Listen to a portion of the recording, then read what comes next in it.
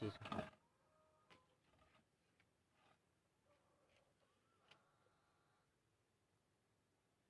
lọc cái nữa đã tuột cha ta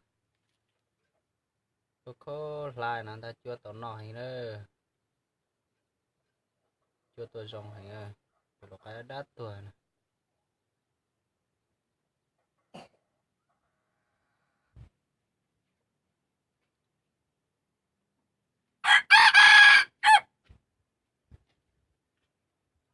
cái nào này sầu là này coi trong nó thế này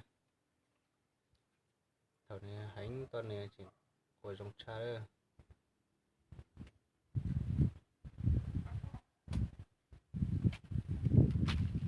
Chào nhá, chào Lò Nhi, xem gà rừng đây này. Giờ đi làm ở đâu rồi đây?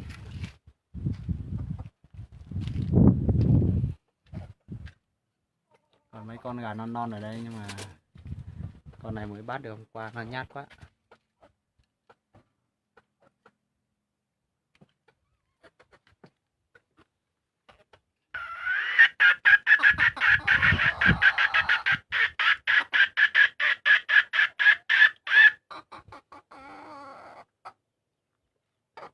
Con này cũng gà non thôi, mới tập gái.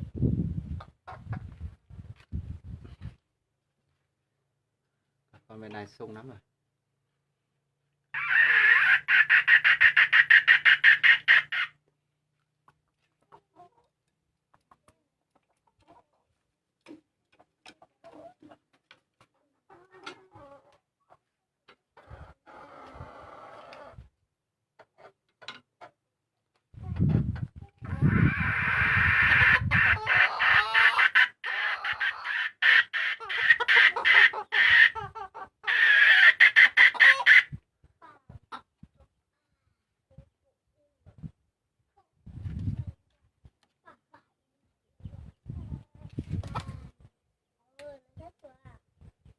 Nãy sao chỗ trên là một tục à?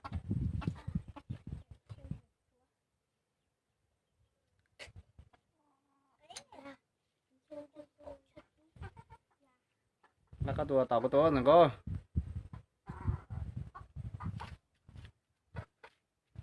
Tua nó ra cái tua tàu nữa cô. Thấy nghe tụi à?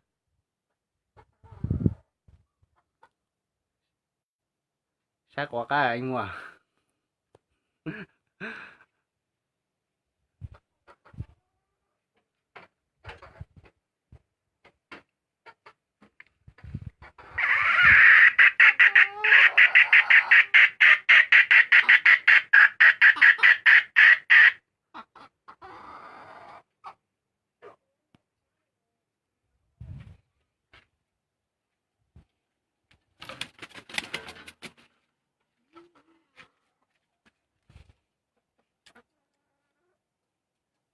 Có bây giờ cũng như nông nó mua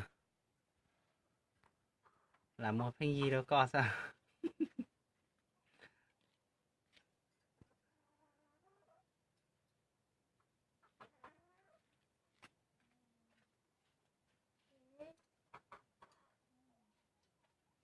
Ừ.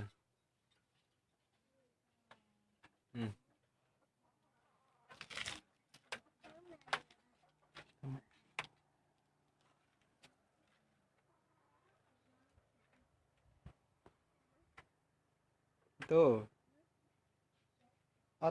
Itu kayak itu này có thể à?